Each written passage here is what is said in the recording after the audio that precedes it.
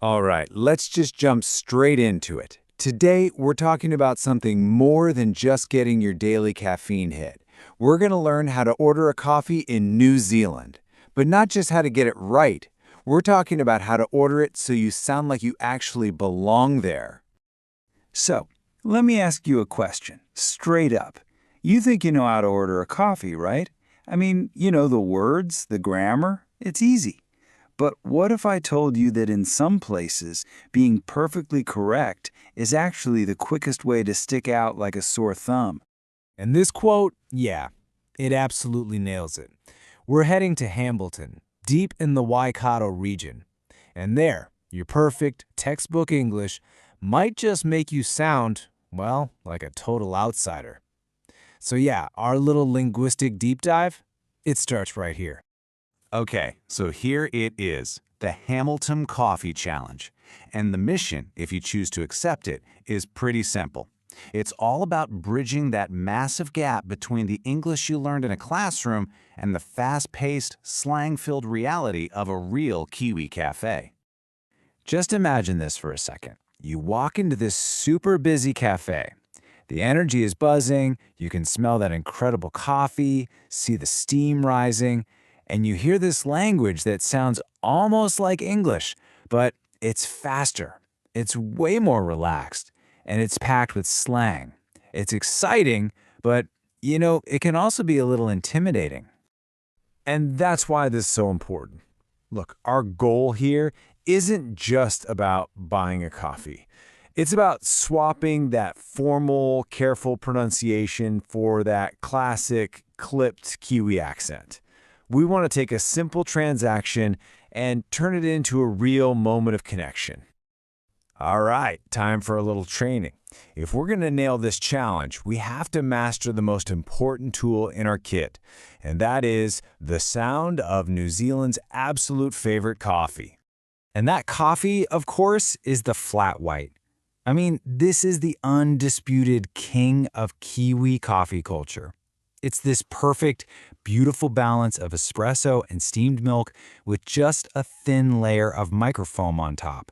It's not as frothy as a cappuccino, it's stronger than a latte. Honestly, it's a work of art. Okay, now this is where things get really interesting. The sound. In, say, standard English, you might really enunciate those vowels. Flat, white, right? But in New Zealand, those vowels just flatten out. The A in flat becomes more of an S sound, so it's flet. And the I in white gets really short, sounding more like watt. Let's try it. Flet watt. See the difference? And here's the real secret. It's all about having this relaxed, kind of low-effort vocal posture. You're not punching every consonant, you know? The sound is more fluid, more casual. The key is to think less effort, more flow. Okay, so we've got the sound down. Now let's actually put it to work with our counter-interaction playbook. This is going to be your step-by-step guide to walking up to that counter and ordering with some real local confidence.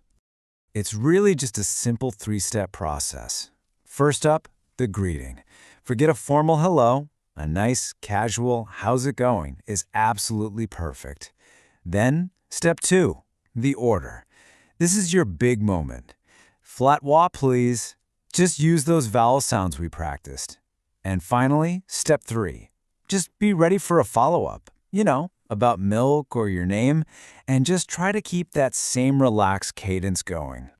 And this is super important. It's all about the rhythm.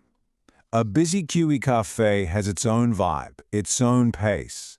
If you can match that energy by being ready with your order, keeping it quick and friendly, that shows you get it. You respect the morning rush, and that's how you blend right in. Okay, we've got the pronunciation, we've got the rhythm. Now it's time to pull out the secret weapon. This is what's really going to seal the deal, the local slang. So say hello to your new favorite phrase, sweet as. Oh man, this is classic Kiwi. When the barista confirms your order or tells you how much it is, a simple sweet as is the perfect response. It can mean great, thanks, all good. It's just one of those incredibly useful all-purpose phrases. And here are a couple of other must-haves for your vocabulary.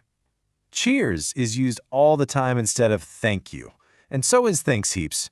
You can really think of these as the social glue that holds a successful Hamilton coffee run together. So you might be thinking, why is this so important? Well, because using these little words, sweet as, cheers, it does something really powerful. It completely shifts the whole interaction. Suddenly, you're not just some customer buying something, you're actually taking part in a shared cultural moment. And that brings us to the bigger picture, really. Because this is about so much more than a cup of coffee. It's about that feeling of really belonging. You see, when you make that little bit of effort to speak like a local, you're sending a message of respect, of interest. Mastering these tiny details of the sound and the slang, it builds an instant connection. It helps break down those invisible walls between being a tourist and being, well, part of the scene. And please, remember this. You do not have to be perfect.